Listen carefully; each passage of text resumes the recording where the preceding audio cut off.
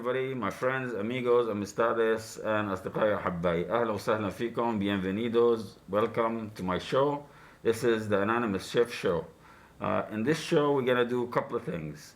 Imagine that you visit someone, you visit a friend or family member, and you guys cook dinner together, then have a nice, beautiful conversation that makes you think and go home and take with you not only the yummy food in your stomach and the good feelings you had, but also new ideas to think about. This is the idea of the show.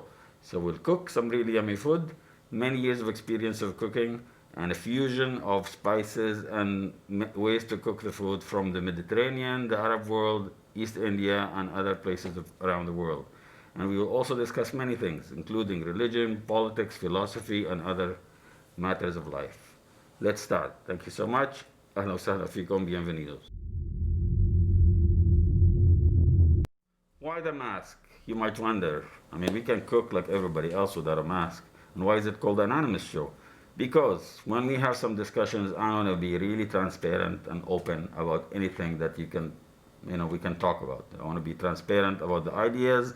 I want to be able to question religion. I want to be able to question politics, what governments are doing around the world, and with no fear of any repercussion. That might include safety of myself and my family, or my job opportunities as I look for work, as I am a professional.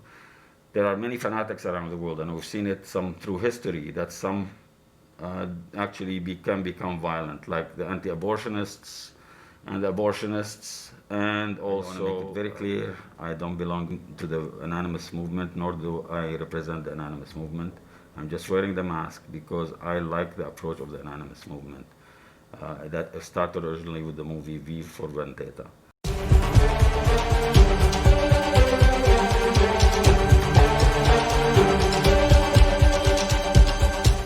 Hi everyone, thank you for watching the first part of the show, which is about the cooking.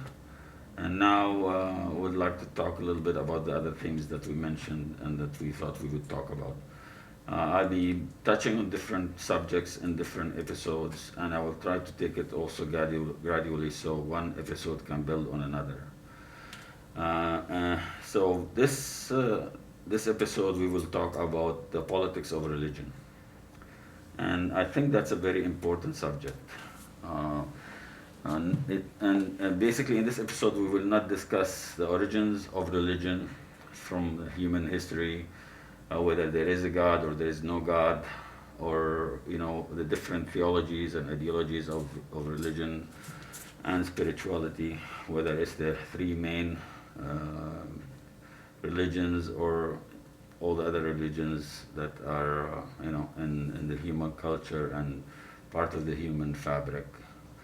I want to start with the politics of religion because this would highlight the importance of talking a little bit about religion as it relates to politics, and it relates to many events that we've seen through history as well as today. We've seen religion being used by the people in power, by the elite, by what is referred to as the ruling class in different countries throughout history, in different negative ways. Religions bring a lot of positive value, and did bring a lot of positive value when people started believing in different beliefs and spirituality and religion, especially that religion brought some new ways of social order, of trying to find a way to punish evil or punish injustice and things that happen in society that should not happen, or reward good behavior and caring behavior and so on. This is basically the main intention of different religions. Although historically, even before these religions existed, there were philosophers who talked about different things in society, and why certain person would behave in a certain way, be just to other people, not inflict harm on other people, and also work together and belong to a society for the better good of the human collection or the people who live in that society. Including Aristoteles and many other philosophers, like in China, Lao Tzu, If you research Lao Tzu, and he is referred to as the father of Taoism, and basically his philosophy revolves around enlightenment and seeking enlightenment. So different philosophies or different religions had different ways of trying to reward good behavior and or mention punishment for bad behavior that maybe is not good for the society. Unfortunately, ruling class historically all throughout history has used a tactic that is divide and conquer. And basically because the masses of the population and the majority of the population are the population that is exploited. And there are huge numbers of people compared to the minority that is rich, that is in power, and that is basically directing the movement of history and leading us into wars and disasters and poverty and all kind of ills, as long as they can continue exploiting the majority of the population and enriching themselves further and further and further. So to be able to control the population in some negative way, what is referred to as the herd by some of these right-wing thinkers who work with the elite. There are many different tactics that were invented, whether it's dividing people according to their race or ethnic belonging or nationality or color or religion. We've seen many genocides throughout history. We've seen wars based on that. In recent history, we saw the genocide in Rwanda, and how basically, although it was in Africa and between tribes of the same race, it's still being used to give one group a righteous feeling or the right to harm the other group. We've seen it in Lebanon. We've seen it through the civil war in Lebanon, between Christians, Muslims, Shia, Sunni, Druze, and different groupings. All of these tactics basically brought people, or average people, who their daily concerns are basically the same, of trying to find a way to put bread on the table, take care of their family, feed them, have a roof on their head, and so on. However, so they have much more in common, whether they come from any religious background, than they would have in common of their daily concerns with their exploiters, with the ruling class in that country. And it's really kind of ironic and a shame that what you see are a lot of these people who are exploited and suffering under the rule of this minority and the rich. They think they have something in common with their rulers much more than they have with the people who are actually maybe in a different country, different background, different religion, but they live exactly the same life and suffer the same way. For example, in the current elections in the United States of America, a lot of average people, and a lot of them are from, I guess, European background or white background, they think that Trump is their guy. They think he represents their interest. And Trump is a billionaire. He built his fortune on exploiting people like them and others who work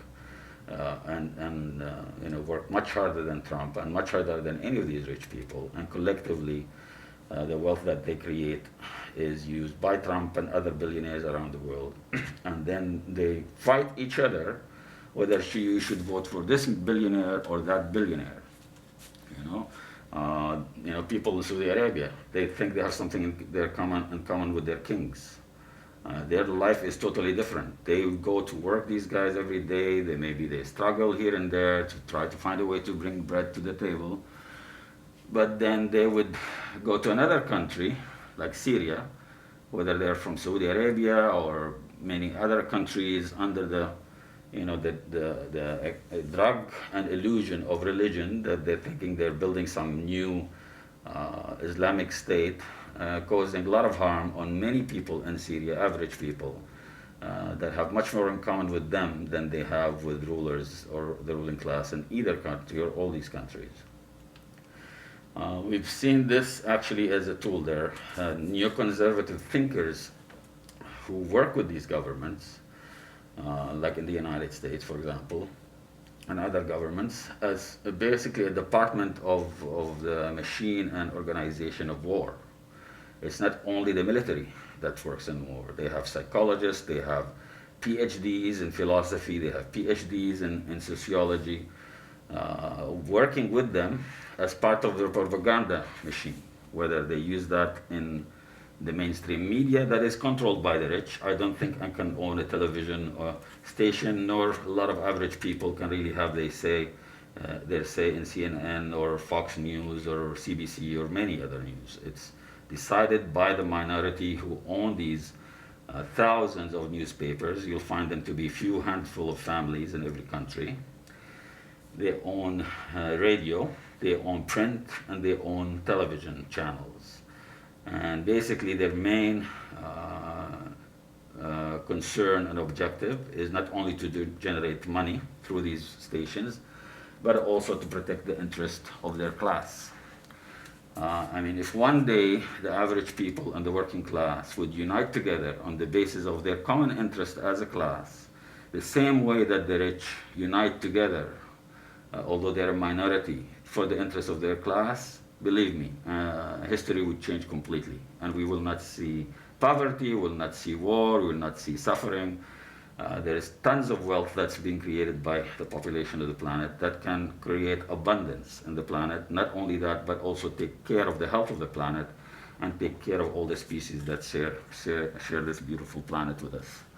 But no, we are the majority, and this is why we need to be divided. In Lebanon, it's like atrocities that took place on the basis of religion. Different groups just, this is my boss, this is my leader, and all their leaders belong to the same religion, but they're all billionaires. Maybe there are few parties, organizations that are not in that equation. However, they're still stereotyped, or other forces try to attack the people of that religion. So they can promote hate against that religion, and basically it's politics behind all of that.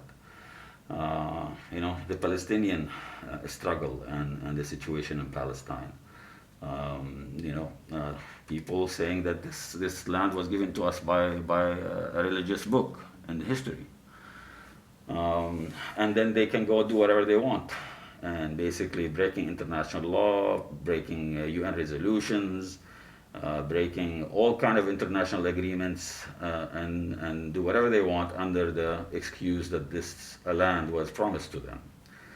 I wonder, Jesus did not come from the United States of America, he did not come from Paris, he did not come from Rome, and he did not come from Texas or any place like that. He came from the Middle East, from the land of Palestine, and he actually spoke the language of Aramaic.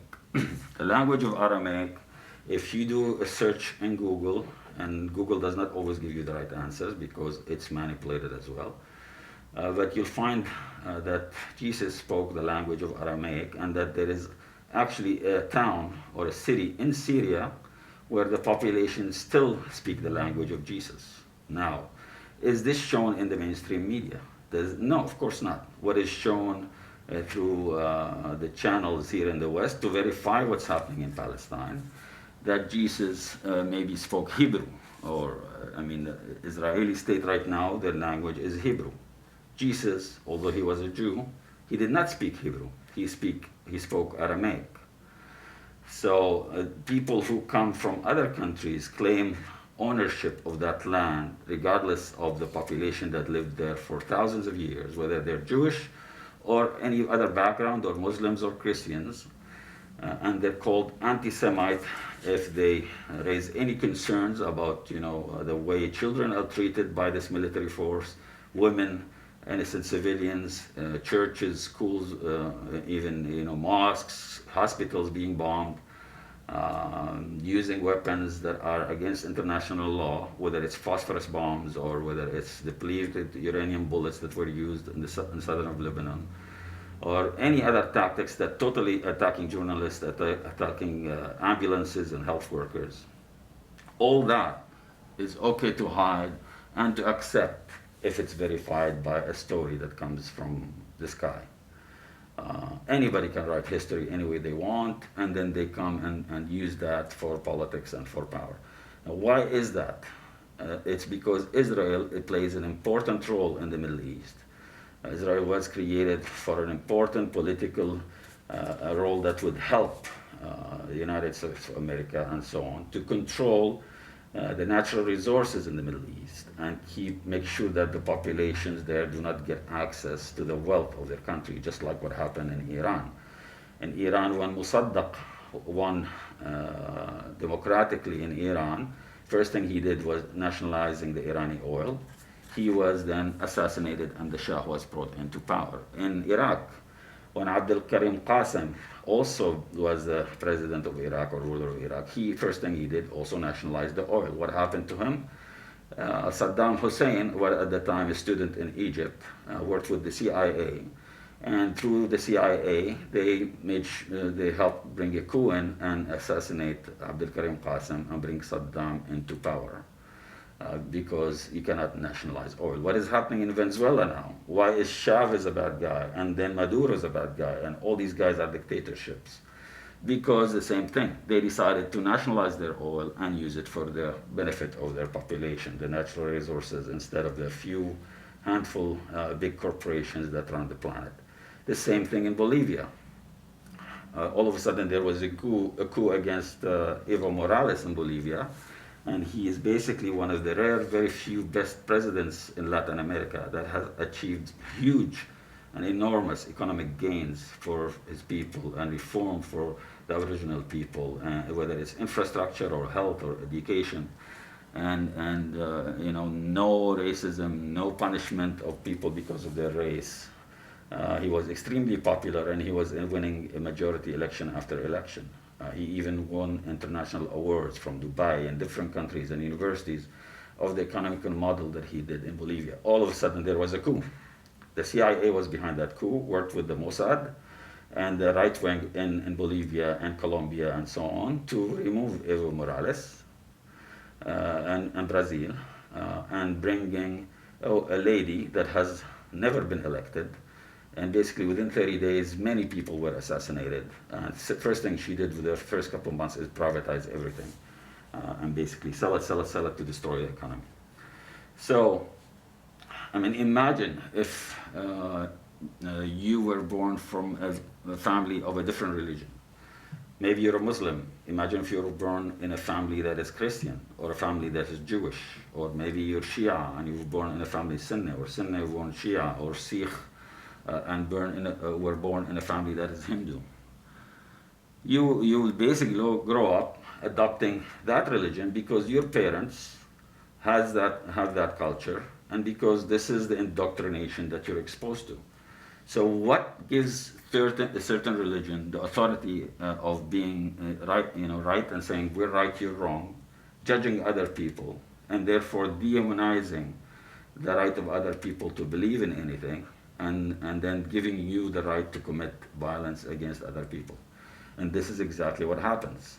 People in power, whenever the system is in crisis, that's inside where the rich live, for example, the United States, then they stir other means to divide people, whether it's racism, like we've seen. I mean, racism has been existed in the United States for a long time, but it was not exposed so much as it is today, because of the crisis of capitalism, advanced stages that is in, and that is the system is not able to deliver, and therefore, for keeping the population busy, fighting each other and going, to vote for this billionaire or that billionaire. At the end of the day, whether it's blue or red, Republicans or Democrats, if you look at the Senate or Congress, they're all millionaires. I can challenge you if you will not find that the majority of these representatives are millionaires and historically millionaires, and they've been there for years, and maybe some of them even for 30 years.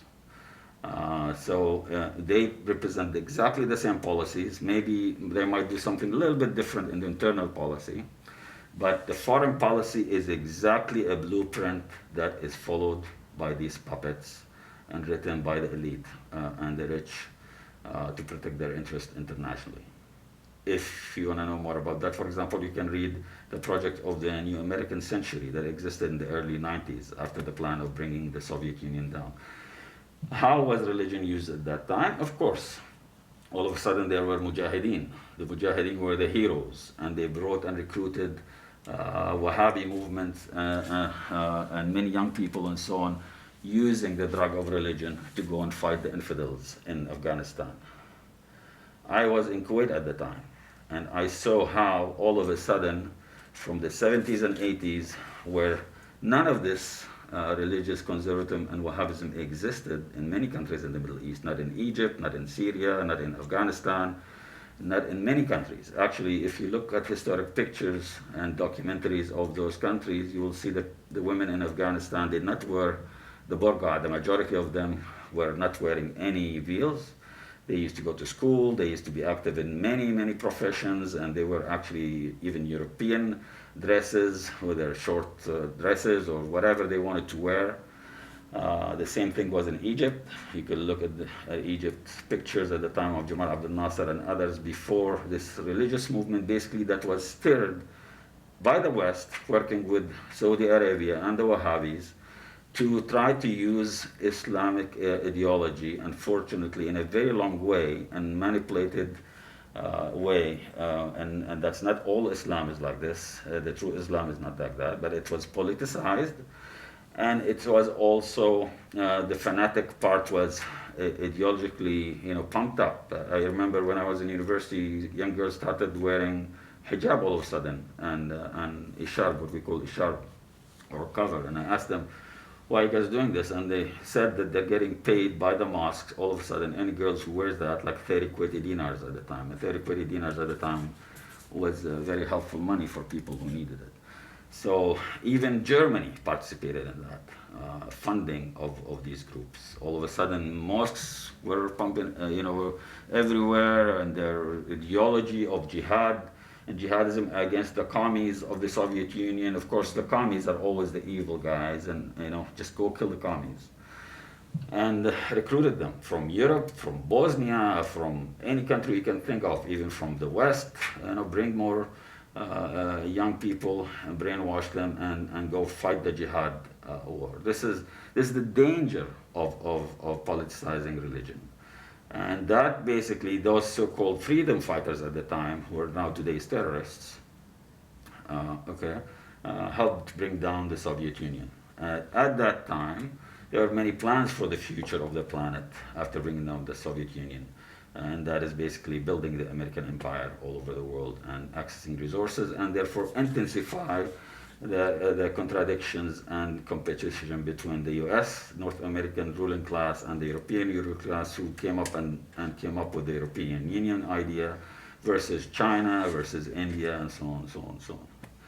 So, yeah, I see this in TikTok. It is disgusting.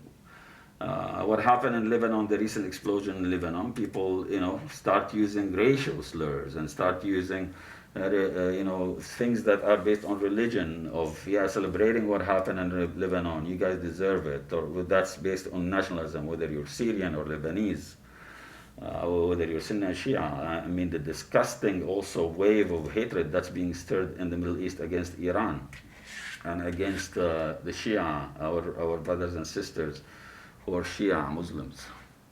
That's totally a political movement. And why? Because Iran is refusing to give up on the rights of the Palestinians, is refusing to have a national bank privatized and owned by the Rothschild family, just like Libya did, and just like Cuba does, and just like North Korea and China and so on. Basically, any country that the US names as the axis of evil, you'll find that, coincidentally, these countries are not under the shoes of the United States, are not bending over, and their banks are not owned by the Rothschilds, and many of them have nationalized their own resources. That is the only fault that they have. It's nothing about human rights, nothing to do with that. Actually, the US and the CIA and the Mossad and the West have supported many right-wing governments in Latin America and Africa that slaughter people and that abuse human rights. How often you hear about what's going on in Colombia for years now? Colombia has a disgusting human rights record and assassinating activists and people who belong to unions or activists for women's rights or farmers' rights. Is that brought up by the U.S. as an issue? No, the U.S. just like to talk about Cuba. And what did Cuba do to Canada or the U.S.? Trudeau pulled the Cuban embassy, the Canadian embassy out of Havana. No other prime minister did that. What did Cuba do to Canada? Nothing. What has Venezuela? Has Venezuela attacked United States or Iran attacked United? Even Iraq attacked. None of these countries ever done harm to the United States of Canada, of the United States of America, or to Canada, or to any of these NATO countries. But they're always evil, and they scare the population. So the United States of America, the population has always to be scared. What Noam Chomsky referred to as the scared, terrified population. So they're always afraid of an outside enemy. And therefore, there's always an excuse for the ruling class to go out and bomb other countries, to exploit their resources and change the regimes any way they like.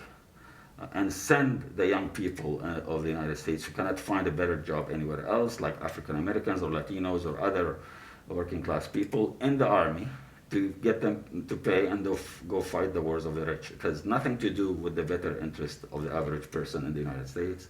It has everything to do with the interest of the big corporations that are basically running history and causing all this damage to control population, to control labor standards, and to have the cheapest access to any resources they want, whether it's in Africa or Latin America or the Middle East. It is very easy if you ask yourself, where are the hot spots around the world? Where are the wars happening? Whether they're civil wars or wars with the United States and so on.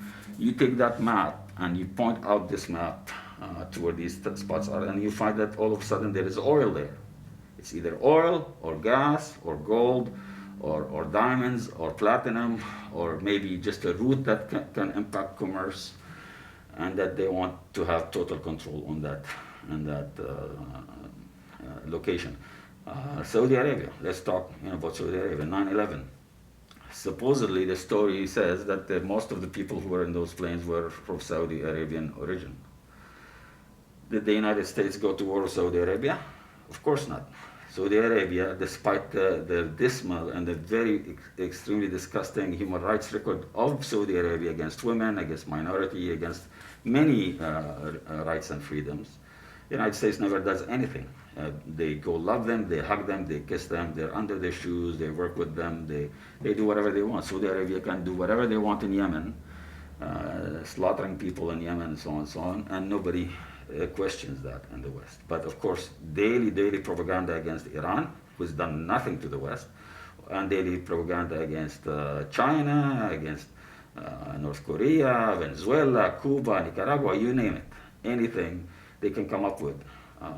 Who's been arresting protesters in the United States? They're American soldiers and American police. China did not go in the United States. This stupid lie about TikTok spying on people in the US. I mean, why would China spy on teenagers doing their thing on TikTok? What would that do? But it's proven through whistleblowers and documented everywhere that actually the CIA, working with many corporations and so on, spy on Americans. That information is sent to them.